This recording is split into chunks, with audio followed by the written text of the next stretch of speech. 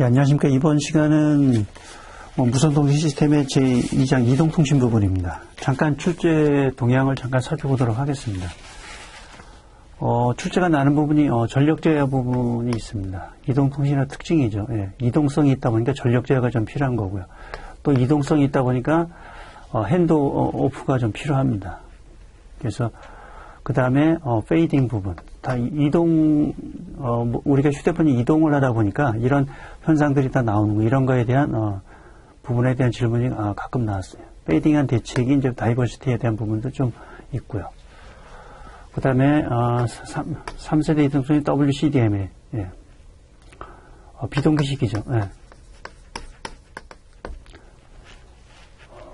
그 다음에 모바일 IP에 대해서 간단하게 좀 나왔었고요. 그 다음에 OFDM에 대한 설명 정도 간단하게 물어봤습니다. 그 다음에 무선 통신에 대한 부분은 무선 랜에 대한 부분은 워낙 무선 랜, 와이파이를 많이 쓰다 보니까 무선 랜에 대한 출제가 좀 다른 데에 비해서 좀 많았습니다.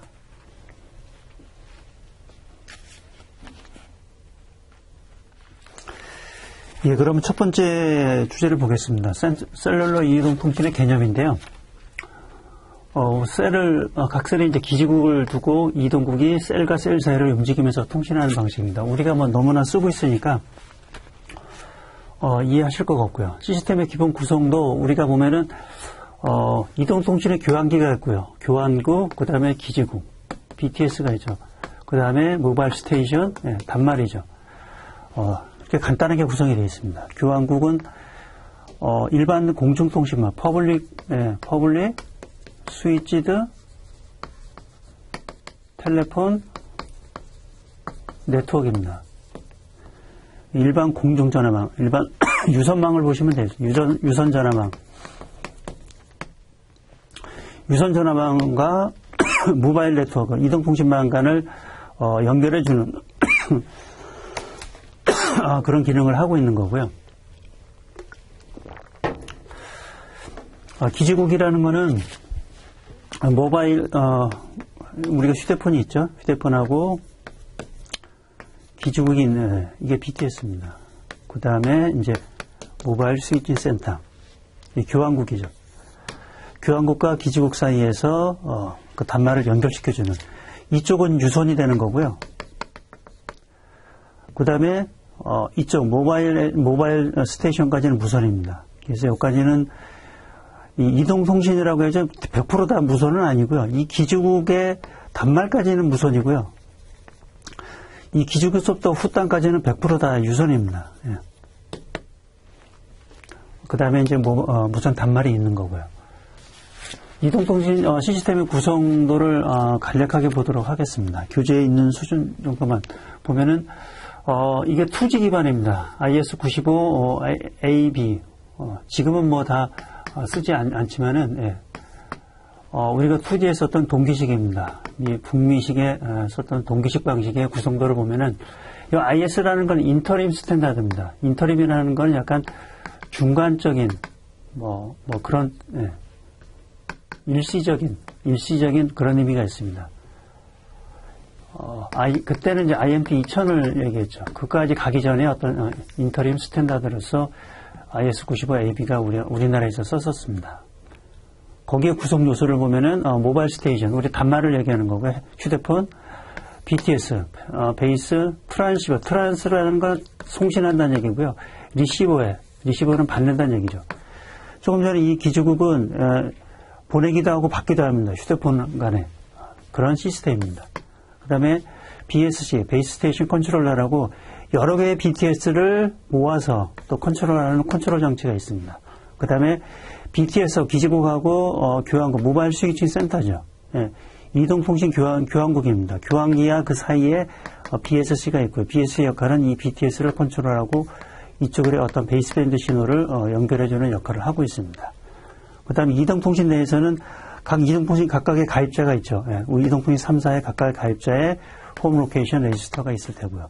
그 다음에 이동통신은 어디나 다 이동을 하다 보니까 어디든 이 기지국에만 한 군데 기지국이 아니니까 여러 곳에 접속하니까 비지터 로케이션, VLR 레지스터가 필요합니다. 그 다음에 우리가 장비 맨 처음에 핸드폰 개통할 때 EIR을 해줘서 핸드폰을 개통을 하죠. Equipment Identification Register. 이런 등록 장치가 있습니다. 전체적으로 보면은 이제 모바일 스테이션이 있고요. 아까 말한 건 BTS 기지국입니다. 요거 보면 지구국이라는 거는 예.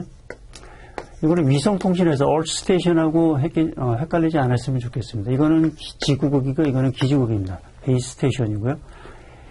기지국에서 여기는 100% 이제 여기가 무선인 거죠. 이 후따는 100% 다 유선입니다. 그래서 BTS 기지국이 있는 거고요.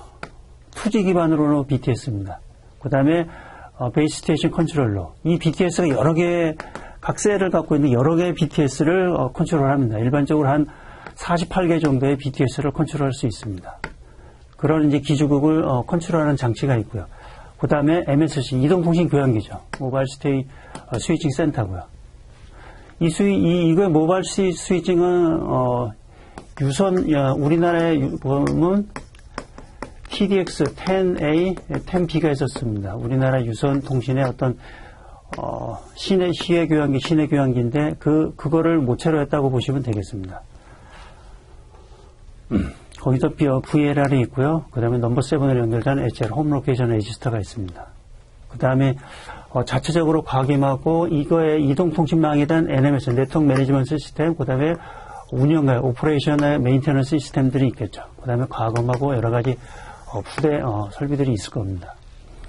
자, 그랬을 때 이쪽에 모바일에서 유선 전화로 통화를 하려고 하면은 BTS를 모바일에서 발신을 하면 BTS, BSC, MSC를 거쳐서 PS10 네트워크로 연결돼서 모바일에서 일반 유선 전화로 통화가 되는 거고요. 무선 전화 통화는 모바일에서 BTS를 해서 BSC, 이 MSC를 거쳐서 다른 사업자의 MSC로 연결이 되겠죠. 그래서 이쪽에 또 핸드폰으로 연결이 되는 거고요. 이거는 음성통화가 되는 거고요. 그 다음에 만약에 우리가 대부분에 쓰는 것들은 보이스가 아니라 데이터를 우리가 인터넷을 많이 쓰니까요. 인터넷 쪽으로 올 때는 MSC를 모바일 스테이션에서 BTS를 거치고 그 다음에 BSC를 거치고 2G에서는 이 MSC를 반드시 거쳤습니다. 2G에서는 반드시 거쳐서 인터워킹 퍼미션이라고 망 연동 장치를 거쳤습니다. 그래서 우리가 퍼블릭 스위치 데이터 네트워크 그 다음에 인터넷이라고 하는 이쪽으로 연결이 됐었죠. 초기에는 이런 식으로 연결이 된 거고요. 그 다음에 점점 3G나 이제 4G로 연결되면서 이 음성의 데이터에 대한 트래픽이 인터넷을 사용하는 트래픽이 늘어나다 보니까 반드시 이 교환기를 거칠 필요성이 없는 거죠. 그래서 중간에 BSC에서 다이렉트로 바로 IW 오프로 이쪽으로 연결돼서 인터넷으로 연결을 했습니다. 이 부분이 이제 3G로 바뀌면서 이 부분의 장치들이 데이터 코어 네트워크로 이제 좀 바뀌었죠. 그 다음에 이제 LTE로 넘어왔을 때는 이 BTS 부분이 각각 기지국이죠. 워낙 도심권에서는 이 셀이 워낙 이제 많아지다 보니까 이 기지국을 각 건물에 다 놓을 수가 없는 거죠. 그 다음에 놓기에도 사용료가 너무 건축물을 했을 때 임대료도 내야 되다 보니까 이 BTS 부분을 좀 쪼갰습니다. 이쪽에 라디오 유니트는 어차피 안테나가 있어야 되니까 모바일 시스템도 반드시 필요한 거고요. 이쪽에 베이스밴드로 풀어두는 이쪽에 보면 옛날에 2환을 썼습니다. 2.048Mbps 2환을 썼었죠. 근데 여기서의 베이스밴드하고 라디오 유니트를 좀 분리했습니다. 분리를 해가지고 LTE에서 우리가 4G 쪽에서는 센트럴라이즈드 라디오 억세스 네트워크로 좀 바뀌었습니다. 이 부분을 좀 더 이제 BTS 부분을 옛날에는 BTS 기지국에다가 라디오 유닛, RF 쪽에 어떤 장비들하고 베이스밴드 장비가 다 붙어 있었는데 이거를 베이스밴드는 다 이쪽으로 다 옮기는 거죠. 그래서 이쪽 기지국 쪽에는 라디오 유닛은 어차피 안테나가 있어야 되니까 안테나와 HPA하고 LNA는 반드시 필요하죠. 이런 것들은 기본적으로 떼어놓을 수 없는 거니까 이쪽 RF 장비는 그대로 유지하고 베이스밴드 쪽을 다 BS 쪽으로 연결한 게 지금의 어떤 LTA 어떤 기지국은 다 이런 식으로 되어 있습니다. BTS를 다 라디오 유닛 또는 또 RRU라고 합니다. 리모트 라디오 유닛. 그 다음에 베이스밴드 유닛, 베이스밴드 신호 유닛으로 구분했고요. 그 다음에 디지털 유닛이라고 합니다. 같은 의미고요. 초기에는 이거를 다 모아서 기지국에다 한 군데다 설치를 했는데 이거를 구분해가지고 이쪽은 그냥 기지국에다 놔두고 이쪽 부분은 다 이쪽 BSC 쪽 이쪽으로 다 모아놓는 거죠.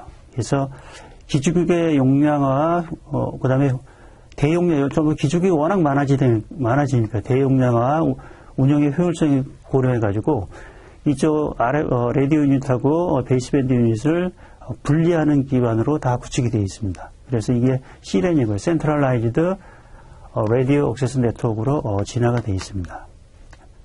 그래서 베이스밴드 유닛, 디지털 유닛을 한 곳으로 다 모아놓고요. 5개는 라디오 유닛만 구축하고 기지국의 DU를 다 집중해버리니까 장비의 임대료도, 건물 내 임대료도 많이 떨어지는 부분이 생기는 거죠.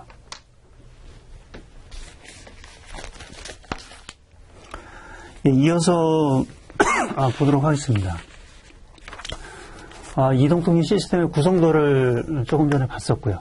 아까 말씀드린 것처럼 동기적인 CDMA입니다. 우리가 썼던 IS-95 2G 기반의 기준으로 봤을 때 모바일 스테이션이 있었고요. 모바일 스테이션은 우리가 스마트폰이니까 설명할 필요가 없을 테고요. 그 다음 BTS, 기지국입니다. 기지국에서는 베이스밴드 신호 처리를 기본적으로 하고요. PSC 간에 연동하겠죠. 그 다음에 모바일 스테이션까지 연동되는 거고요. 그래서 베이스밴드 신호 처리를 하고 유선과 무선에 대한 변환부가 있는 거죠. 아까 말씀드린 것처럼 이게 모바일 스테이션까지 가려고 하면은 이쪽에 무선이 되다 보니까 이쪽으로 보내려고 하면은 송신 장치가 HPA가 있을 테고요. 받아주려고 하면 이 모바일 스테이션에서 보낸 신호를 받으려고 하면은 LNA 장치가 필요한 거고요. 이게 다 HPA나 LNA는 다 RF 장비인 거고요. 이런 RF 장비에다가 이 베이스밴드 신호가 연결되어 있습니다. 결국 봐서는 통신 사업자로 봐서는 이게 BTS가 최종 망 종단 장치 역할을 합니다. 그 다음에 이제 BSC입니다. BSC는 베이스테이션 컨트롤러 기능을 하면서 아까처럼 다수의 BTS를 제어를 할 수 있는 겁니다. 그 다음에 기본적으로는 넘버 7 신호를 좀 쓰고 있고요. BTS하고 BS는 보통 이완 신호를 많이 썼습니다. 그 다음에 광 케이블로 지금 많이 구성되어 있죠. 그 다음에 BSC에서 모바일 스위치 센터, 이동통신 교환기죠. 말씀드린 것처럼 기존의 유선 기반의 TDX 10A나 B의 100 시리즈도 있고요. 어떻든 간에 이런 교환기를 기반으로 해서 모바일 스위칭 이동통신 교환기가 생성이 된 겁니다. 그 다음에 이제 홈 로케이션 레지스터, 이동통신사의 어떤 가입자 DB로 보시면 되겠습니다. 가입자의 정보를 처리하는 장치입니다. 가입자 DB가 있다고 보시면 되고요. 뭔가 착신 신호가 들어왔을 때, MSG로 들어왔을 때 경로 설정 정보를 VLL에다가 제공을 하는 기능을 합니다. 그 다음에 VLL이라는 것은 우리가 이동통신 쪽 모바일 스테이션 어디나 다 이동성이 있다 보니까 어떤 기지국에 서비스 영역에 들어오면은 자동으로 모바일 스테이션의 가입자 정보를 일시적으로 저장합니다. 그 다음에 모바일 스테이션의 정보를 처리해 주기도 합니다. 이 HLR에 비해서는 VLR은 상당히 좀 작은 DB를 구성하고 있겠죠.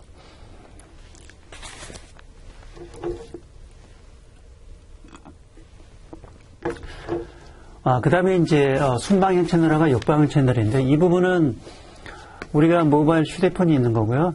그 다음에 BTS가 있습니다. 이 BTS 간의 채널을 얘기하는 겁니다. 순방향이라는 거는 기지국에서 모바일 스테이션으로 가는 거고요. 그 다음에 역방향이라는 거는 이 모바일에서 BTS로 가는 채널이 되겠습니다.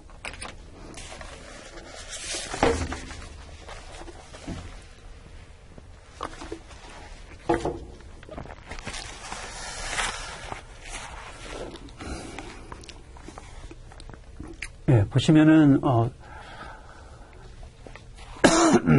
교재에 보시면은 순방향이란 기지국에서 가입자 방향을 말하는 것으로 디지털 셀룰러 시스템에서 사용되는 순방향 채널은 다음과 같은 것이 있다. 보시면은 2G입니다. 2G일 경우는 하나의 FA라는 건 하나의 기주국이 할당하고 있는 주파수 단위입니다. 이 프리퀀시 어사인먼트라고 과거에 2G일 때는 1.25MHz였죠. 근데 가드밴드를 쓰다 보니까 1.23MHz가 적용이 됩니다.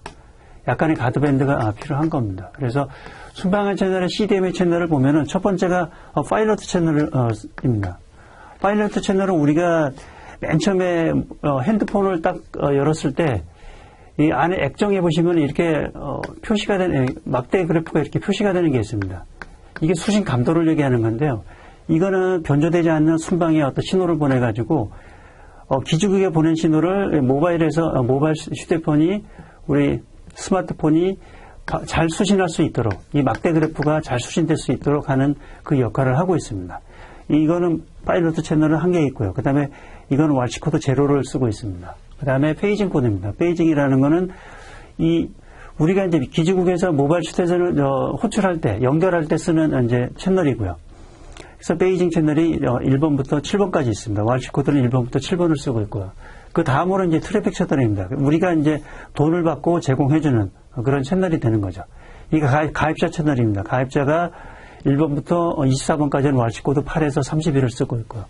중간에 여기가 IS95는 동기식을 우리가 말씀드린 것처럼 CDMA 동기식 방식입니다. 지금은 IS95 기준에서는 이 시징크 채널이 반드시 들어간 거죠. 가입자의 동기를 유지하기 위해서 왈시 코드 31을 쓰고 있습니다. 그 다음에 트래픽 채널이 25번부터 해가지고 55번까지 해가지고 왈시 코드를 33에서부터 63까지 전체의 왈시 코드 64개로 구성되어 있습니다. 이게 순방향 채널이고요. 보시면은 순방향 채널은 말씀드린 것처럼 왈시 코드에 의해서 구분되고 있습니다. BTS 기지국에서 사용하는 거고요. 파일럿 채널은 말씀드린 것처럼 단말기 수신 막대를 표시하는 거고요. 페이징 채널이라는 가입자를 호출하는 장치 기능을 하고 있습니다. 그 다음에 싱크 채널은 가입자의 동기 정보를 제공하고 주고 있고요. 트래픽 채널은 우리가 돈을 받고 우리가 제공해주는 가입자 채널인 거죠. 가끔. 그 다음에 이제 역방향 채널입니다. 역방향 채널이라는 거는 모바일 스테이션은 우리 기지국으로 연결되는 거고요. 그랬을 때 역방향 채널을 보면 같습니다. 채널은 역방향 링크 CDMA 채널은 1.23MHz 채널을 갖고 있고요. 보시면은 억세스 채널하고 트래픽 채널밖에 없습니다.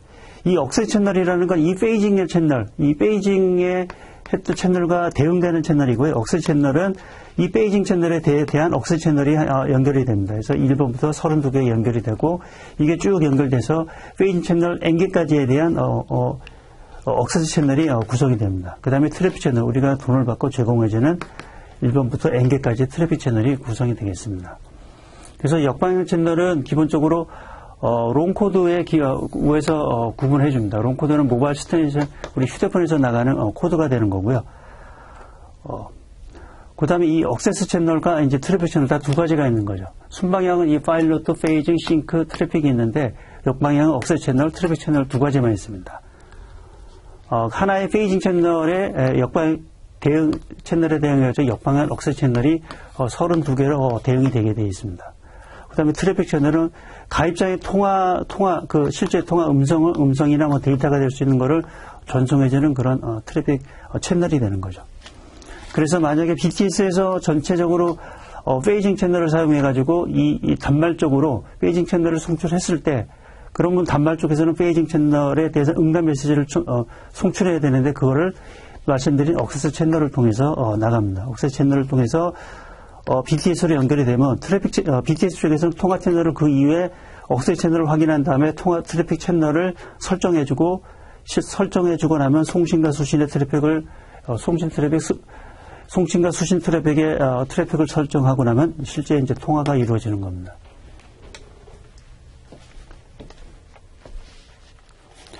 이어서 순방향 채널과 역방향 채널입니다. 그래서 교재에 보시면은 순방향 채널에는 파일럿 채널, 동기 채널, 호출, 페이징 채널, 그 다음에 트래픽 채널이 있고요. 역방향 채널에는 억세스 채널하고 트래픽 채널이 있습니다. 이어서 잠깐 CDMA 무선 전송에 대한 개략적으로만 잠깐 보도록 하겠습니다.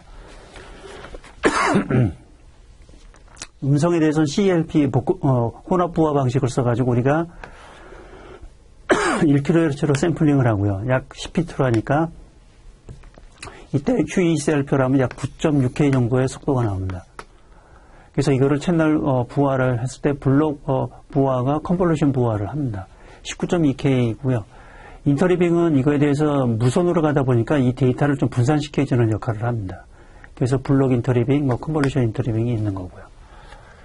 여기서 이제 우리가 이 원래 대역을 CDMA가 원래 이 대역을 스프레딩을 하는 거죠. 쫙 스프레딩을 해가지고 보내는 겁니다. 그래서 여기 스프레딩 과정이 스프레딩 과정이 나오는 거고요. 스펙트럼 과정이 다이렉트 시퀀스 방식이 있고 프리퀀시 호핑, 타임 호핑, 첩 방식이 있습니다. 그래서 그러고 나서 이제 우리가 기존에 배웠던 변조 방식이 들어갑니다. 여기서는 디지털 데이터로 들어오니까 디지털 변조를 쓰고 있고요. ASK, FSK, PSK, MSK. MSK는 FSK 일종으로 Continuous Phase FSK로 보시면 되겠습니다. 어떻든 간에 이런 변조 방식을 쓰는 거고요. 주로 QPSK를 가장 많이 쓰죠. 무선 쪽에서는. 그 다음에 이제 멀티플 어섹스가 들어가는 거죠. CDMA 이런 것들이. 예. 그러고 나서 우리나라는 HPA를 통해서 송신 출력을 통해서 우리 기지국으로 신호가 나가는 형태가 되겠습니다. 그래서 보면 디지털 변조 전까지가 여기가 일부 아까 얘기했던 베이스밴드 신호가 나오는 거고 비트 스트림 형태로 나오고 이쪽 부분이 이제 무선 쪽에 웨이브폼 형태로 라디오 액세스 쪽 그거로 나오는 형태가 되겠습니다. 그래서 이거를 다시 BT에서 받아줄 때는 이 과정에 반대 과정이 있죠. 수신 있으면 반대쪽 HPA가 있으면 로우 노이즈 앰플리파이어로 수신을 할 테고요. 보통 이 할 때는 편파를 해서 두 개를 보통 받아줍니다. 그 다음에 멀티플 억스 들어가고 변조 과정이 있었으니까 복조 과정이 있는 거고요. 그 다음에 스펙트럼을 확산했으니까 다시 역확산 과정이 있겠죠. 다시 원래대로 하는. 그 다음에 인터리빙 과정이 있으면 디인터리빙을 거치는 거고요. 채널 부화 과정이 있으면 채널 복화 과정을 거칩니다. 수신단에서는. 그 다음에 음성 부화를 했으니까 반대쪽에서 음성 복화를 해서 우리가 다시 원래의 음성으로 전환이 되는 형태가 되겠습니다. 그래서 속도를 보면은 어째 채널 쪽에 나오는 이거에서 19.2K입니다. 그 다음에 우리가 BTS 쪽에서 나가는 왈시 코드를 하는데 0에서부터 왈시 0에서부터 63까지 4개를 썼기 때문에 64비트로 해가지고요. 이때 속도가 1.2288 메가bps가 형태가 되겠습니다. 말씀드린 것처럼 각 채널의 데이터에 대해서 이때 왈시 코드를 곱해가지고 다른 채널과 구분을 시켜주고 있습니다.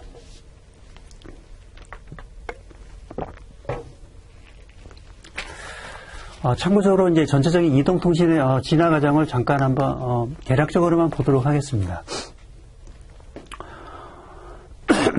FDM의 처음에 아날로그 기반이죠. AMPS가 있었고요. 여러 가지 좀 있었습니다.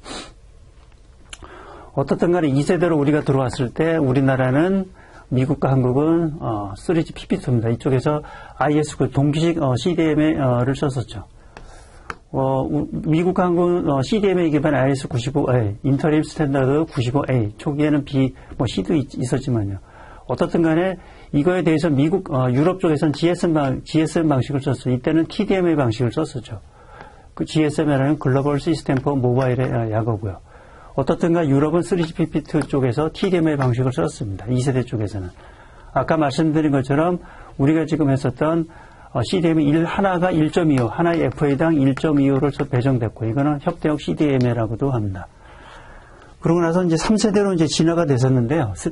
3세대로 진화가 되면서 전체 흐름이 3G PPT, 3G 유럽 쪽으로 좀 기울어졌습니다. 전체적으로 미국 방식들은 좀 사그러지는 추세고요. 그래서 유럽이 대세가 됐었죠. 이게 3G PPT. 그래서 우리가 WCDMA 방식이 비동기식 방식입니다. CDMA 방식인데 우리나라는 이걸 썼었죠. 프리퀀시 디비전 듀플렉스입니다. 프리퀀시 디비전 듀플렉스 방식을 썼었고 우리나라는 KT하고 SKT가 FDD 방식을 썼고 LG U+는 동기식 방식이었죠. CDMA 1X EVDO 방식을 썼었죠. 그러다가 이제 WCDMA 방식 중에 또 타임 디비전 듀플렉스는 유럽과 일본에서 썼었고요. 그 다음에 타임 디비전의 싱크로너스 CDMA 방식은 중국에서 썼습니다. 어떻든가 여러 가지 기술들이 혼합되어 있었고 이 기술이 좀 더 진화가 됐습니다. 쭉 진화가 되면서 3GPP 쪽으로는 이 중간 과정이 있었죠. 여러 가지가 있었지만 SSDPA, SSUPA 이런 과정을 거치면서 최종적으로 LTE로 진화가 됐던 거죠.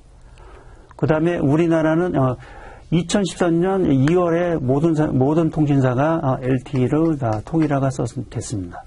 그 이전에 이제 3GPP 쪽에서는 이 LTE 쪽에 개발이 있었고요. 그 다음에 3GPP2 계열에서는 EVDO 리비전이 있었지만은 추세가 이쪽 3GPP 유럽 계열의 LTE 쪽으로 흐름이 넘어갔죠. 그 다음에 4세대로 가서는 완전히 LTE 쪽으로 전 세계가 다 LTE로 넘어갔습니다. 그래서 유럽 방식의 LTEA, 어드밴스드로 거의 전 세계가 통일화가 된 거고요.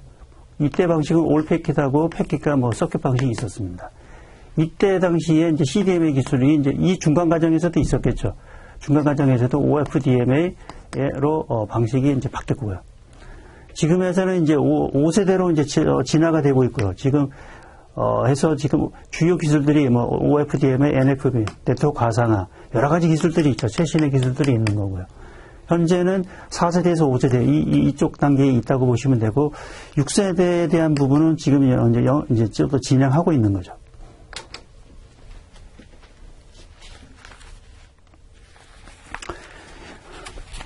네, 이동통신 관련돼서 5번째입니다. 용어를 한번 정리를 해보도록 하겠습니다. 원근단 간섭 부분이 있고요. 모바일 스테이션이 어차피 이동을 하다 보니까 이런 원근단 간섭이 발생할 수밖에 없습니다. A쪽은 지구국에서 가짜운 쪽에 있을 때는 동일 출력을 만약에 보낸다고 하면은 이쪽은 B쪽은 상당히 거리가 멀다 보니까 수신이 거의 인계점 이하로 나올 수 있을 겁니다. 그러면 이 신호를 제대로 받아줄 수가 없는 거죠. A쪽은 너무 높아가지고 이게 너무 높으면 적당히 들어와야 되는데 이건 너무 높게 들어올 수 있는 거죠. 이런 부분이 있기 때문에 기지국과 어떤 A하고 B 사이에 거리차가 여기서 지금 100m하고 1000m입니다. 그래서 10배 정도 차가 나면은 기지국에서 받아보는 수신 전력은 10의 마이너스 3에서 5승, 평균은 10의 2승 자승 정도의 차이가 납니다. 그러면 한 20dB에서 10의 자승이면 20dB 차이가 나는 거고 10의 3승이면 30dB 차이가 납니다. 5승이면 50dB면 엄청나게 차이가 큰 거죠.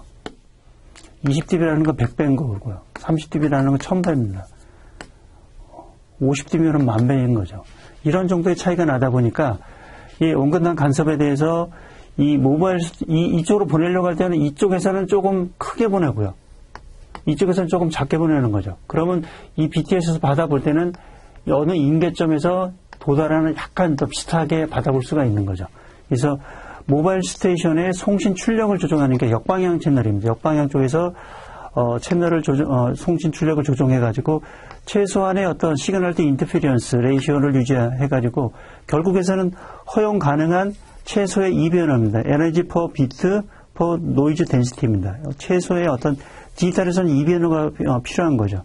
아날로그에서는 시그널 노이즈가 필요하지만은 디지털에서 에너지 퍼 비트입니다. 이런 이변화가 유지하기 위해서는 반드시 이 전력 제어가 반드시 필요한 거죠. 원근단 간섭을 해결하기 위해서는 이동통신은 필수적인 거죠. 그 다음에 이제 동일 채널 간섭 현상이 있습니다. 왜냐하면은 이 주파수를 하나의 FA에 대해서 계속 인접 셀에서 계속 재사용할 수밖에 없으니까요. 이쪽에 썼던 거는 이쪽에서 다시 쓰고요. 약간 떨어진 쪽에서 같이 쓰면 안 되겠죠. 약간 이쪽에 썼던 거는 이쪽에서 약간 떨어진 쪽에서 다시 쓸 수 있는 거죠. 이런 재사용 문제가 발생하니까 이런 부분이 발생하는 거고요. 주파수를 재사용함으로써 발생하는 간섭이 되겠습니다. 아까 말씀드린 것처럼 전력 제어가 이동통신 쪽에서는 반드시 필요한 거고요. 순방향이라는 거는 기지국의 송신 출력을 제어하는 거고, 아까 역방향이라는 건 아까 말씀드린 것처럼 역방향이라는 거는 단말기의 송신 출력을 제어하는 게 되겠습니다. 그 다음에 이제 핸드 오버하고 핸드 오프가 있는데, 일반적으로 핸드 오프라는 거는 동기식에서 쓰고 있는 거고요. 표현을 이건 비동기식에서 보통은 쓰고 있습니다. 단말기가 이동함에 따라 기지국의 서비스 영역이 변동됩니다. 어차피 우리가 모바일 스테이션이 계속 이동을 하다 보니까 이게 기지국의 서비스 영역이 계속 변동이 되는 겁니다. 그래서 통화 채널의 주파수를 계속 바꿔줘야 되는 거죠. 그래서 통화 채널을 전환하는 방법인데, 그렇다면 그 신호 자체는 아날로그에서는 RSSI, 그 다음에 디지털에는 C/I, 이런 쪽으로 이제 수신, 예측을 하는 거고요. 보면은 이제, 하드 핸드오버는 이 이동통신 교환기에서 이동통신 교환기 간에, 절차를 하는 겁니다. 채널을 바꾸는 건, 이거는 거의 통화가 끊어짐이 발생할 수 있을 가능성이 있기 때문에 거의 긴박한 상황이 아니면 거의 하진 않는 거죠. 그 다음에 소프트 핸드오버입니다. 소프트 핸드오버는 많이 하고 있는 거죠. 그 다음에 이 소프트 핸드오버는 기지국하고 기지국 사이입니다. 기지국 간에 서로 통화 채널을 바꿔주는 거고요. 그 다음에 소프트 핸드오버는 우리가 대도시면은 거의 대부분이 다 이런 하나의 기지국을 또 나눠주는 거죠. 알파, 베타, 감마를 나눠줘가지고 잘게 쪼개는 거죠. 그래서 그 섹터 간에서 알파에서 베타로, 베타에서 감마로 이런 식으로 섹터에서 섹터 간으로 이거는 기지국 내에서 발생하는 핸드오버가 되겠습니다.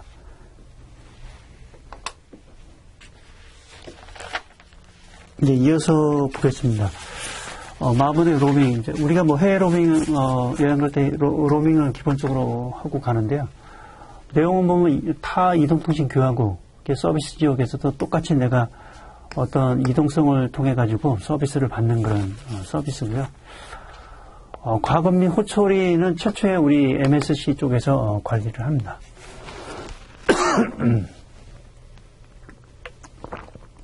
그 다음에 이제 모바일 스테이션이 어차피 이동을 하다 보니까 도플러 효과가 나오는 거죠. 이 도플러 효과가 기본적으로 나옵니다. 이동체의 움직임에 따라 가지고 수신 주파수가 변하는 현상을 도플러 효과라고 합니다. 그 다음에 이제 지연 확산 현상이 있는데요. 전파가 이제 다중으로 반사돼가지고 수신점에 도달합니다. 그때 이제 도달 시간의 차이가 발생해가지고 수신점에서의 심벌이 겹치는 현상, 인터심벌, ISI가 발생하는 거죠. 인터심벌, 인터피리언스 이런 것들이 발생하는 현상이 되겠습니다.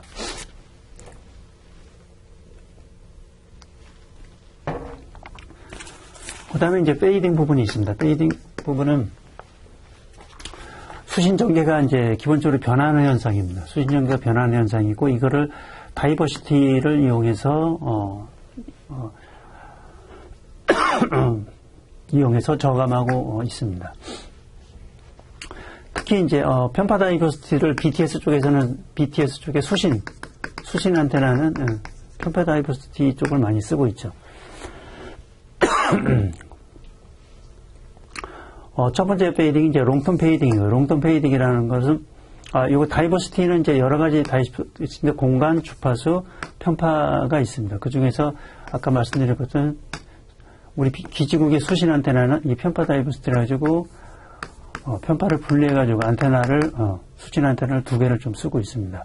그 다음에 이제 롱텀 페이딩 부분은 지형의 어떤 굴곡에 의해 가지고, 발생하는 거고요. 그래서 수신 전개가 변하는 현상입니다. 이건 농촌 지역에서 많이 발생하겠죠. 그 다음에 이제 숏텀 페이딩은 많은 경로의 반사파로 인해서 발생하는 겁니다. 이거는 이게 발생해서 수신 전개가 변하는 거라서 도심 지역에서 많이 발생하는 현상입니다. 그 다음에 라이시안 페이딩은 직접파와 간섭파가 같이 존재할 때 수신 전개가 변하는 현상이 되는 거고요. 그 다음에 수신 전개는 감쇄가 보통은 아까 잠깐 원근당 간섭에서 할 때 아래 3승에서 아래 4승에 비례해서 감쇄가 일어나고, 일반적으로 봐서는 아래 자승에서 비례해서 감쇄가 일어나겠습니다. 예, 그럼 조금 전에 이제 페이딩에 대해서 했는데요. 예. 교재 오른쪽에 보면 약간 다이버시티에 대한 부분이 있어서 한번 좀 정리를 해보도록 하겠습니다. 무선통신 전파의 수신 전개가 변동하는 현상, 예. 이동통신에서는 이 페이딩 현상에 대한 부분이 중요하고, 이거를 개선하기 위한 방법이 다이버시티입니다. 그 다이버시티의 이제 종류를 구분하자고 하면은 일반적으로 이제 수신 다이버시티를 많이 적용하는데요. 예. 그 중에 보면 이제 브랜치 구성법, 그 다음에 이제 합성 수신법이 있습니다. 우리 지금 교재에 나와 있는, 예, 공간, 예, 스페이스 다이버시티, 공간 다이버시티, 타임 다이버시티, 예, 교재에 나와 있는, 예, 프리퀀시 주파수 다이버시티, 그 다음에 앵글 다이버시티, 그 다음에 이제 편파 다이버시티가 있습니다. 이런 게 이제 브랜치 구성법이고, 그 다음에 어떤 신호에 대한, 셀렉션 방식, 그 다음에 스위치드 방식, 그 다음에 맥시멈 레이쇼 방식, 그 다음에 이퀄 게인 컴바이닝, 뭐 이런 방식들이 있습니다. 그 다음에 이제 여기까지가 이제 수신 다이버시티가, 그러면 송신단에서도 이 다이버시티를 할 수가 있는 거죠. 그 다음에 이제, 요거보다 더 나아가지고 멀티플 인풋, 멀티플 아웃, 예, 미모 방식이 있는 거고요. 그 중에서 이제, 기본적으로 이제 수신 다이버시티를 한번 보도록 하겠습니다. 그 중에서, 브랜치 구성법에 나와 있는 스페이스 다이버시티입니다. 공간적으로 이 안테나하고 이 안테나 사이가, 예, 한 2분의 람다 파장만큼은 좀 먼 거리에 있어가지고, 2개 이상의 수신 안테나가 있는 겁니다. 1개, 예, 2개의 수신 안테나가 있는 거고요. 이렇게 해서 2개로 받아오는 겁니다. 그래서 수신기가 1번, 2번 수신기가 있는 거죠. 그래서 그 다음에 송신 안테나는 HP를 거쳐서 송신 나가는 거고, 수신 안테나는 LNL을 받아서 수신기로 들어오겠죠. 이런 식으로 가는 게 공간 다이버시티입니다. 그 다음에 이 2개를 하나로 묶을 수도 있고요. 예, 묶어서 하나는 송수신 겸용으로 가져갈 수도 있겠습니다. 그 다음에 이제 이 방식은 많이 쓰는 방식이고요. 예. 그 다음에 편파 다이버시티 많이 쓰죠. 예, 편파 안테나를 써가지고요. 특히 이제 선형 편파와 버티컬하고 허라이전탈. 이것도 이제 하나는 버티컬, 하나는 허라이전탈. 이런 식으로 해서 쓸 수가 있겠습니다. 그 다음에 원형 편파도 있는 거고요. LHCP, 라이트 핸디드 서큘러 폴라라이제이션, 레프트 핸디드 서큘러 폴라라이제이션. 요거는 버티컬, 허라이전탈. 요거는 수평이고요. 요거는 버티컬이니까 수직이 되겠죠. 수직 편파, 수평 편파. 이렇게 해서 수신하는 방식이 있겠습니다. 그 다음에 이제 타임 다이버시티를 해가지고 일정 시간 간격으로 어떤 동일한 정보입니다. 다른 정보가 아니라 동일한 정보를 복수로 전송하는 겁니다. 그 다음에 이를 일정 시간의 지연 후에 비교하는 방식이 되겠습니다. 그 다음에 우리 교재에 나와 있는 이제 주파수 다이버시티, 프리퀀시 다이버시티고요. 주파수가 다른 복수계의 송신 주파수를 뭐 F1이나 F2에 이렇게 해가지고 동시에 송신하는 방식이 되겠습니다. 동시에 하는 방식이고요. 그 다음에 이제 앵글 다이버시티입니다. 지향성이 다른 요거는 이제 이동공시 쪽에서만 있는 거고요. 수신 안테나를 이용해서 지향성이 다른 안테나를 이용하는 방식이 되겠습니다. 그 다음에 이제 합성 수신법이 있는데 안테나 1번하고 2번에서 리시버를 통해서 받아온 거고 둘 중에 하나를 선택을 하는 거죠. 이렇게 이쪽이 페이딩 영향이 적으면 이쪽 거를 받아보고 오른쪽이 적으면 이쪽으로 절체해서 이쪽 거를 받아오는 거죠. 어떤 셀렉션을 하는 방식이고요. 그 다음에 요거는 이제 스위치드 컴바이닝인데 요거는 이제 절체 스위치가 안테나 앞단에 있는 거죠. 그 다음에 리시버를 통해서 받아보는 방식이 되겠습니다. 그 다음에 이득 합성법이 있는데요. 이거는 중간에 안테나에 정확기를 달아주고 그 다음에 리시버를 달아주고 그 다음에 2개 신호를 합쳐주는 겁니다. 1번 신호와 2번 신호를 컴바이닝 해가지고 수신하는 방식이 되겠습니다.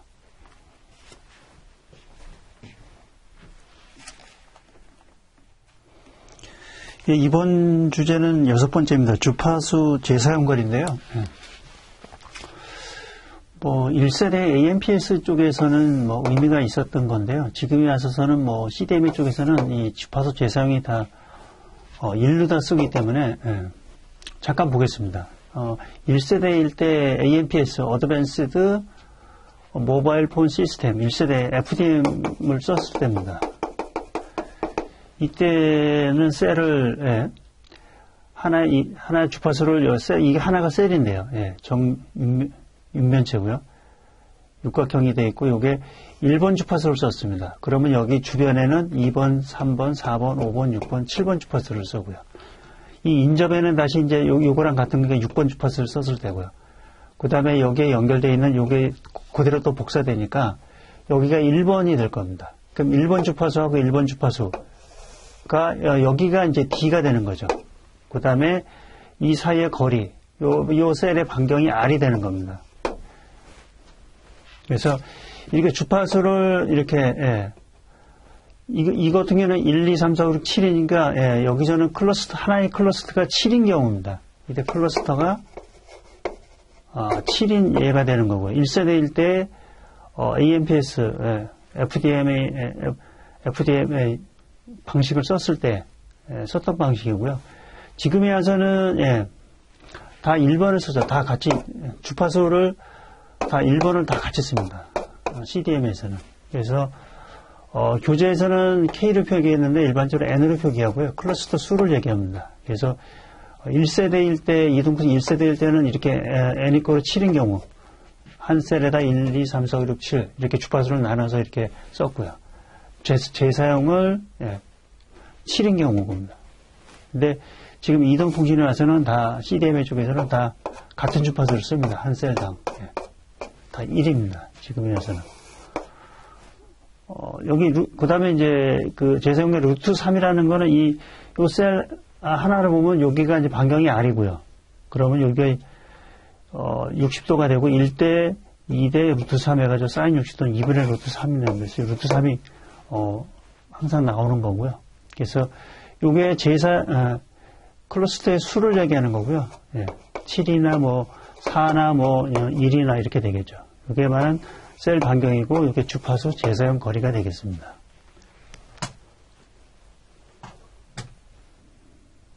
그 다음에 이제 뭐 여기 육면체에 하는 면적을 구하려면 요거 하나가 6개 있는 거죠. 요 하나 면적을 구하고 R 곱하기 R 사인 세타 2분의 1하고 그게 하나가 되는 거죠. 그거를 6개로 곱하면은 이 하나의 면적이 나오는 거고요. 그 다음에 이제 IS95 이제 CDMA입니다. 그러면 그러니까 우리가 2G고요. 지금에서는 뭐 2G는 뭐 서비스를 뭐 안 하고 있는 거고요. 예, 거의 1세대에다가 AMPS, 어드밴스드 모바일 폰 시스템이고요. FDMA 기반입니다. 그 다음에 2세대가 우리가 동기식이고 북미 방식이죠. 인터림 스탠다드 95A, B, 보통 AB하고 C도 표현하는데, 예, 보통 AB라고 표현합니다. 예. 그 다음에 CDMA 방식이고, 그 다음에 3세대일 때 CDMA 2000. 그게 이제 북미 방식, 동기 방식이었죠. 그 다음에 WCDMA. 이게 비동기 방식이고, KT하고 SKT에서 썼었죠. 이거는 LG U+가 썼던 방식이고요. 그러다가 이제 LTE 쪽으로 와서, 예, 이쪽 LTE로 다 통합이 되죠. 그래서 4세대에서는 다 LTE로 들어오고, 전 세계가 다 LTE로 통합이 된 거고요. 이 LTE는 WCDMA, 3GPP, 예, 유럽 기반입니다. 이게 전 세계가 다 LTE로 통일이 됐고, 그 다음에 LTEA로, 진화가 된 거죠. 보면은 이제 1세대일 때는 여기 하나의 주파수, 하나가 1.5메가를, 보면은 1.5메가면 이렇게 하나의 채널을 30kHz, 1.5메가를 30kHz, 한 채널당 30kHz를 배정해줬습니다. 예. 이게 이제 FDM은 이렇게 쓴 거고요. 그 다음에 CDM은 이 하나를, 프리퀀시 어사이먼트 하나가 그냥 전체를 쓰는 거죠. 1.2MHz입니다. 그래서 이 전체가, 채널 할 때 이게 전체가 다 그냥 하나의 FA를 쓰고 들어가는 거죠. 이게 CDMA 방식입니다. 그 다음에, 다이렉트 시퀀스 스프레드 스펙트럼을 보면은, 예, 직접 확산 방식인데요. 스프레드 방식은 다이렉트 시퀀스가 프리퀀시 호핑 방식들이 있습니다. 이거는, 블루투스 쪽에서 많이 쓰고 있는 거고요. 스프레드 스펙트럼을 잠깐 보면은, 내가 보내려고 하는 얼레트 신호가 있습니다. 거기에다 코드를 만들어서 이 코드는 되게 넓죠. 이 넓은 쪽에다, 입혀서 보내고요. 그리고 다시, 거기에서 다시 원 데이터를 복원하는 방식이 되겠습니다. 보면은, 내가 보내려고 하는 데이터가 있는 거고요. 예. 그 다음에 이거는 코드는 되게, 이거보다 훨씬 더 고속인 거죠. 고속이다 보니까 주파수 대역이 이렇게 넓을 수밖에 없는 거죠. 속도가 많으니까요.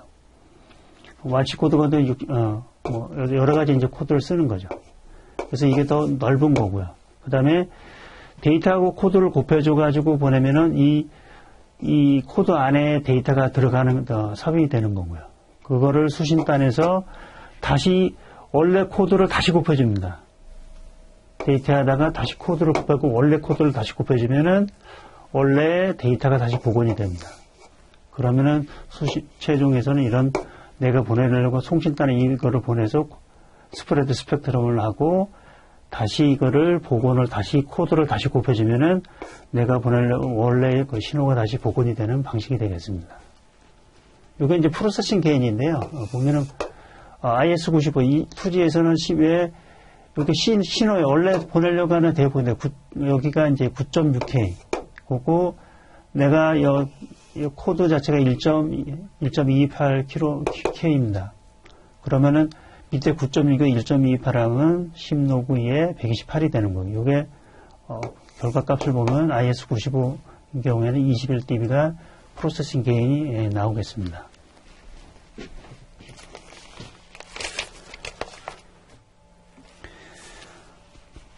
이어서 다시 계속 보도록 하겠습니다. 그래서 스프레드 스펙트럼이라는 거 원래 보내려고 하는 아까 9.6K 그래서 1.288 메가 CPS 어떤 코드에 어떤 그걸 확산 코드를 넣어가지고 우리가 확산 코드 신호의 어떤 심벌을 확산 신호 심벌을 만들어내는 게 CDMA 방식이죠. 그래서 2G인 IS95에서는 1.288 CPS를 쓰고요. 이게 1.2 메가헤르츠를 쓰고요. 하나의 FA가 1.2호고요. WCDM에서는 이게 하나의 FA가 5메가가 되는 거죠. 그래서 3.84 메가 CPS. 비동기식일 때 그렇습니다. 그래서 슈도노이즈의 어떤 클럭의 속도가 CPS입니다. 칩 속도를 CPS로 보시면 되겠습니다. 이 코드의 확산 코드의 속도를 얘기하는 겁니다. 그래서 한번 교재를 한번 보도록 하겠습니다. 우리나라 이동통신은 CDMA IS95A에서 IS95B로 진화하면서 IS95C를 거쳐서 동기 방식인 CDMA 2000과 비동기 방식인 WCDMA 복수 방식으로 나아가고 있다. 예, 그렇습니다. CDMA 2000 방식은 LG U+가, 비동기 WCDM은 KT하고 SKT가 했었죠. IS95, WCDM은 3GPP, 3G 유럽 방식이죠. 3GPP 쪽에서 개발한 거고, CDMA 2000은 북미 방식이에요. 3GPP2에서 했던 방식입니다. IS95 CDMA 이동통신 시스템은 기지국이 단말기 방향으로, BTS가, 단말기 방향, 모바일 스테이션 방향으로를, 이를 순방향 링크라고 하며, 음성으로 볼 때 채널을 구분하기 위해 확산 코드를 이용하는데, 이때, WARC 코드를 사용을 합니다. 이때 순방향 채널에서 보면은, 파일로트 채널, 베이징, 싱크, 트래픽. 저번에 한번 했었죠. WARC 코드 0번부터 해가지고, WARC 코드 63번까지 들어가고, 첫 번째 WARC 코드 0번이 파일로트 채널이었죠. 우리가 받아보는 핸드폰에서 이 막대 그래프, 수신 감도로 보여주는 게 파일로트 채널입니다. 쭉 베이징 채널이 있었고, 한 번에 싱크 채널이 있고, 나머지 트래픽 채널이 있었습니다. 그 다음에 이거는 아까 기지국에서 모바일 스테이션으로 가는 거고요. WARC 코드 0번부터 64비트, WARC 코드 63번까지를 우리가 썼습니다. 그 얘기를 하는 거고요. 그래서 순방향 채널은 파일럿 채널, 싱크 채널, 베이징 채널, 통화 채널이 있으며 순방향 채널은 WARC 코드에 구분된다. 역방향은 모바일 스테이션에서 우리 휴대폰에서 BTS 기지국 방향으로 가는 게 역방향입니다. 억세 채널과 트래픽 채널이 사용됐다. 저번에 했었죠. 이 억세 채널과 트래픽 채널. 억세 채널은 이 페이징 채널하고 같이 연계돼 가지고 됐었습니다. 그래서 트래픽 채널이 사용됐으면 이들은 롱 코드에 구분된다. 했었죠. 롱 코드에서 구분이 되겠습니다. 그 다음에, IS95 CDMA 시스템에 사용되는 코드는 첫 번째가 이제, WASH 코드입니다. 순방향 채널에서 썼던 WASH 코드. WASH 코드 0번부터 WASH 코드 63번까지. 순방향 채널에서,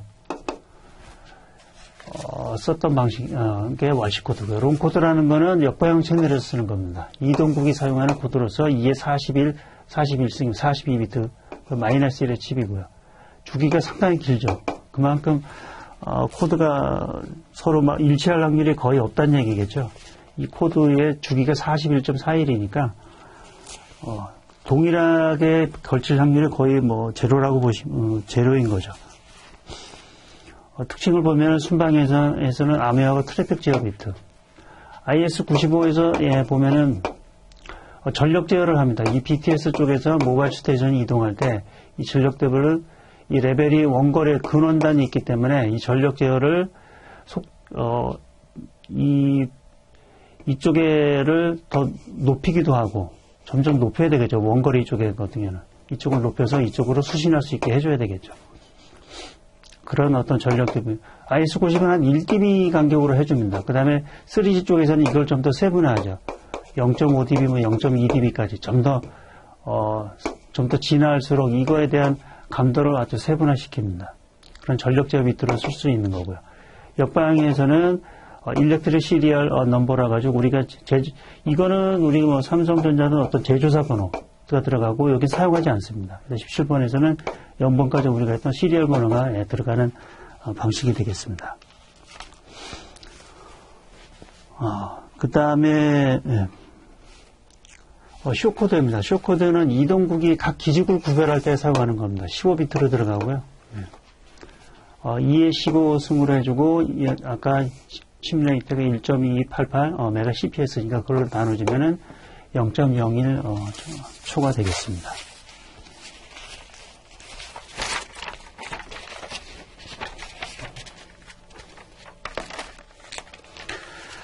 이어서 IS95 계속 보겠습니다. 가입자 수용 용량이고요. CDMA 가입자 수용 용량은 시오바 I라고 캐리어트 인터피리언스 레이쇼의 역수를 취하면은 이 수용 용량이 나옵니다. 그래서 보면은 시오바 I가 인터피리언스 EB라고 에너지 퍼 비트입니다. 비트라는 얘기는 여기서 이제 디지털을 얘기하는 거고요. 디지털의 의미가 있는 거고요. 비트의 갖고 있는 에너지. 그 다음에 노이즈 밀도를 얘기합니다. 이 제로라는 거는 덴시티를 얘기하고요. 우리가 스펙트럼 애널라이저를 측정할 때 원래 노이즈를 우리가 이 스펙트럼 애널라이저 봤을 때 이 노이즈라는 거는 원래 그 노이즈를 측정할 수는 없는 거고요. 어차피 우리가 케이블을 통해서 들어오는 신호를 봤기 때문에 실질적인 노이즈는 아닌 거죠. 어떤 노이즈 덴시티입니다. 덴시티를 보고 있는 거고요. 그 다음에 이제 RB라는 건 데이터 레이트를 얘기하는 거고요. BC라는 거는 확산 대역폭을 얘기하는 겁니다. 그러니까 BPS고 이건 헤르츠가 되겠죠. 이거의 역수를 취하면은 이제 가입자 수용 용량이 됩니다. 그래서 EB가 밑으로 가고 RB가 밑으로 가는 거죠. 그 다음에 여기에 듀티 사이클이라고, 가입자가, 이 통계적으로 보면은, 확률, 이 듀티 사이클을, 35%에서, 50% 정도. 이게 가입자가 한 시간에 계속 밀집해서 쓰진 않을 거예요. 약간의 텀이 있을 겁니다. 그러니까 그 사이를 우리가 또 이용할 수도 있는 거죠. 그 다음에 우리가 기지국의 섹터, 알파, 하나의 베타, 감마. 3등분을 할 수도 있고, 대도시권은 이것도 6등분을 할 수도 있겠죠. 그 섹터 이득을, 이게 3개면 3을 곱해주면 되고요. 대도시면 6개라면 6을 곱해주면 되겠습니다. 그 다음에 주파수 재사용률은 우리가 CDMA 쪽에서는 이게 모든 셀이 다 1로 같은 주파수를 쓰니까 이건 1이 되겠죠, 뭐.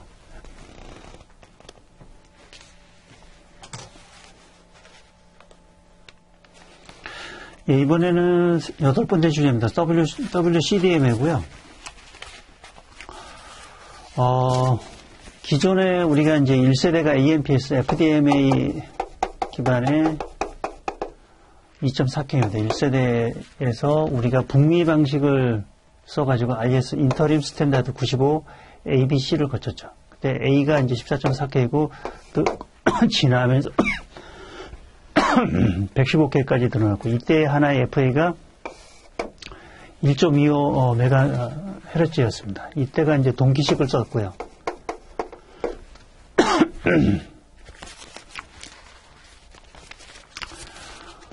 그 다음에 이제 그 진화가 돼서 이제 3G로 넘어왔습니다.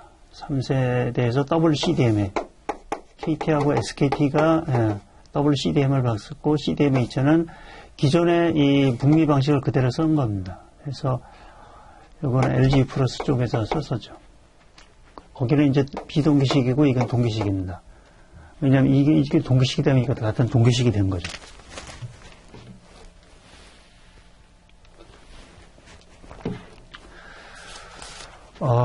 표준화는 3GPP 유럽이죠.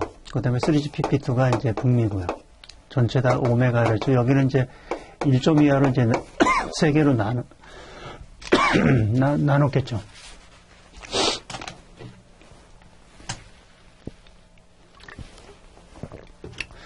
WCDMA하고 네트워크 구성들을 간단하게 한번 보도록 하겠습니다. 이게 우리가 이제 스마트폰이 되겠죠. 모바일 스테이션 라디오, 여기는 기존에는 BTS, 2G에서는 BTS를 표현하고 이게 모바일 BSC 컨트롤러, 그 다음에 MSC는 똑같이 썼었죠. 근데 2G에서는 BTS, 베이스 트랜시버, 이거는 베이스 컨트롤러. 이게 기지국이 되는 거고요. 이 표현 자체는 이제 바뀌면서 이제 라디오 트랜시버 시스템이에요. 라디오 네트워크 컨트롤러. 맨 똑같습니다. 기능은 똑같은데 2G하고 3G를 좀 구분하기 위해서 이런 용어를 좀 바꾼 거고요. 이제 점점 이제 여기가 이제 기지국도 라디오 유닛, 리모트 라디오 유닛 하고 베이스밴드 유닛 해가지고 이게 구분이 됐었죠. 점점 이제 저번에 말씀드린 것처럼 이게 센트럴라이즈드 라디오 액세스 네트워크 형태로 바뀌었습니다. 점점 이제 3G로 바뀌면서 이쪽에 RF 쪽은 그냥 5개로 나눴고 이쪽 베이스밴드 유닛은 다 이쪽으로 다 몰아가지고 처리한 거죠. 여러 가지 장점들이 많은 거죠. 그래서 랜드는 C랜 센트럴라이즈드 라디오 액세스 네트워크 형태로 진화가 됐습니다. 진화가 된 거고요. 그 다음에 여기서는 이제 이 BTS가 여기서 이제 비동기식을 쓰니까요. 각 지구마다 고유했던 코드를 사용하고 동기가 필요 없는 거죠. 예. 그 다음에 이제 일반적인 이제 3G로 넘어오면서 데이터들이 이제 음성보다는 데이터 패키지 형태의 데이터들이 많아진 거죠. 그래서 모바일 스위칭 센터, 이동통신 교환기 쪽에 서큐트 트래픽은 이쪽으로 넘버 7을 통해서 이제 PS10, 우리 이제 유선 교환기 쪽이죠. 유선 교환기로 넘어가서 랜드 가입자하고 이 모바일 가입자하고 통화가 이루어지는 거고요. 그 다음에 일반적으로 이제 이쪽도 음성도 패키지 형태로 처리가 될 수 있습니다. 요즘 다 보이스 오버 인터넷 프로토콜, 하나의 보이스도 하나의 패키지 형태로 처리가 가능합니다. 그래서 이쪽에 모바일 스위치 센터가 있지만 기존 그 다음에 패키지 형태의 보이스는 미디어 게이트웨이를 통합니다. 그래서 리얼타임 프로토콜을 써가지고 IP 형태로 바뀌어지는 거죠. 실시간입니다. 그래서 같은 미디어 게이트를 거쳐서 이쪽 PS10 가입자로 연결이 되는 거죠. 이쪽에 지금 PS10 가입, PS10 유선도 대부분 다 이제 교환기가 다 소프트 스위치 형태로 다 바뀌어져 있다 보니까 다 IP 형태로 다 바뀌어져 있습니다. 대부분의 트래픽이 이제 패키지 형태로 다 바뀌었다고 보시면 될 테고요. 그 다음에 이제 우리가 쓰려고 하는 인터넷은 이쪽이 GPRS 쪽입니다. 옛날에 2G일 경우에는 이쪽이 GPRS가 인터워킹 펑크션이었죠. 그래서 그 다음에 2G일 때는 반드시 이 MSC를 거쳐서 갔습니다. 그러니까 대단히 불합리했던 거죠. 이쪽에 데이터가 들어와서 모바일 스위칭 센터로 와서 인터워킹 펑크션을 통해서 인터넷으로 연결될 거고요. 근데 지금에 와서는 3G로 WCDM 쪽에서는 이 모바일 스위칭 센터를 거칠 필요가 없죠. 데이터 RNC에서 바로 이쪽으로 넘어옵니다. 네.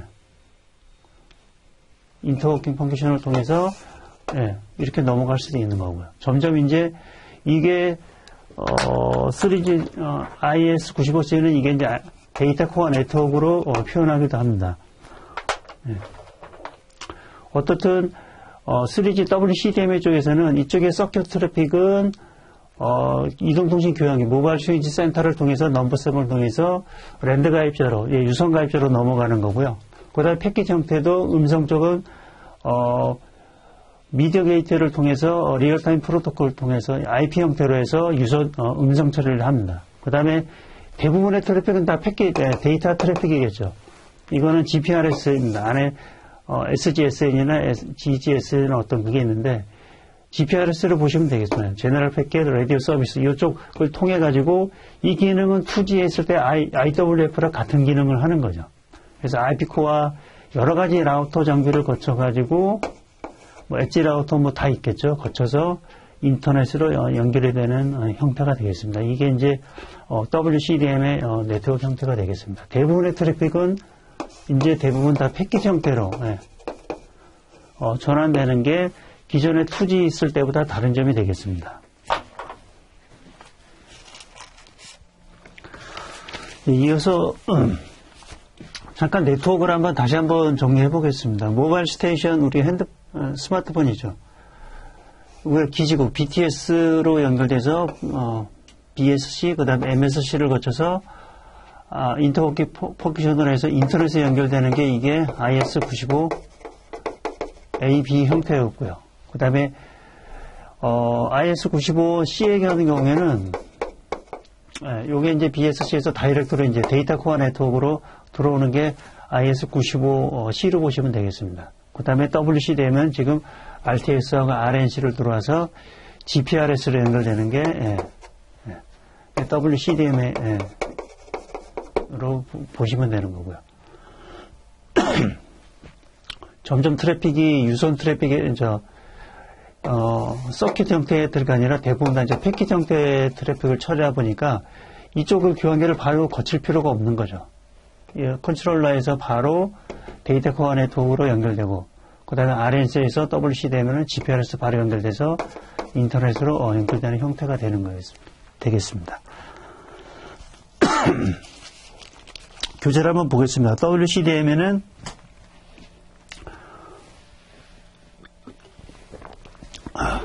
비동기식 CDM으로 다음과 같은 특징을 갖는다. WCDM에는 다이렉트 싱커스, 아까 다이렉트 싱커스 설명을 드렸죠. 다이렉트 싱커스 CDM의 방식을 쓰고 있습니다. 그래서 사용 정보들은 확산 코드로 이루어지는 슈도 랜덤 비트와 곱해지는 광대역으로 확산된다. 동그라미 2번 WCDM에는 높은 가변 데이터 속도를 지원한다. 각 사용자마다 10ms의 프레임을 할당을 해주고 있습니다. 그 다음에 동그라미 3번 WCDM에는 3.84 WCDM에는 5MHz의 하나의 FL을 프리퀀시 어사이먼트를 받아가지고 5메가로 잡아줍니다. 기존의 IS95는 요게 1.25였죠. 메가헤르츠 하나의 FA가. 그래서 좀 더 속도가 늘어나겠죠. FA가 더 커지니까. 그래서 WCDM에는 3.84 메가 CPS의 칩 속도를 사용하므로 반송파 대역을 5MHz에 근접하게 해준다. IS95는 설명을 드렸고요. 1.28 메가 CPS에 1.25MHz입니다. 동그라미 4번입니다. WCDM은 프리퀀시 디비전 멀티 듀플렉스와 타임 디비전 듀플렉스 운영 모드를 지원한다. 우리나라에서 KT하고 SKT가 프리퀀시 디비전 멀티플렉스 방식을 WCDM을 쓰고 있었고요. 이거는 유럽과 일본에서 쓰고 있던 방식입니다. 운영 모드를 제한한다. TDD는 영국 개발 중이 아니라 지금은 이전 얘기죠. 예. FDD 모드에서는 서로 다른 오메가 반송 주파수를 역방향과 순방향 채널에서 각각 사용하고, 지금 보신 것처럼 각각의 각각 다른 이게 프리퀀시 디비전 듀플렉스는 시간 축으로 봤을 때 이 송신하고 수신을 구분해서 쓰고 있습니다. 주파수 대역을. 이게 이제 프리퀀시 디비전 듀플렉스 방식입니다. 그 다음에 타임 디비전 듀플렉스 방식은 이 전력 보면은 한 거에서 주파수 대역에서 송신과 수신을 번갈아 가면서 쓰는 겁니다. 이게 이제 타임 디비전 듀플렉스 방식입니다. 그래서 WCDM은 FDD와 TDA 운용 모드를 지원한다. FDD 모드에서는 서로 다른 오메가 헤르츠 반송 주파수를 역방향 채널과 순방향 채널을 각각 사용하고, TDD 모드에서는 오메가 헤르츠 대역에서 시간을 분할해 역방향 채널과 수평향 채널을 사용한다. 이렇게 시간을 분할해가지고 이쪽이 타임축입니다. 사용합니다. 동그라미 4번 WCDM은 역방향 링크와 순방향 링크에서 동기 건파 방식으로 사용한다. 동그라미 6번 WCDM은 WCDM의 방식이 비동기 외식 방식이니까요. 비동기 기적 운영을 지원한다. IS95에서는 반드시 GPS 클락을 이용해서 기적과 클락을 다 맞췄는데, WCDM에서는 그런 필요가 없는 거죠. 비동기 기적 운영을 지원하고, WCDM은 서로 다른 코드로 기지국을 구분한다. 그래서 여기 보시면 6번 보시면 GPS 같은 게 IS95 GPS가 필요해서 했는데 반드시 필요한 게 아니죠. 그 다음에 동그라미 8번 WCDM에는 어차피 유럽의 3GPP 쪽에서 유럽에서 기존의 GSM 방식 그래서 이게 TDM의 방식이었죠. 이걸 기반으로 한 3GPP에서 개발해서 WCDM을 개발했기 때문에 당연히 GSM 방식하고 연동하게 설계가 돼 있겠죠.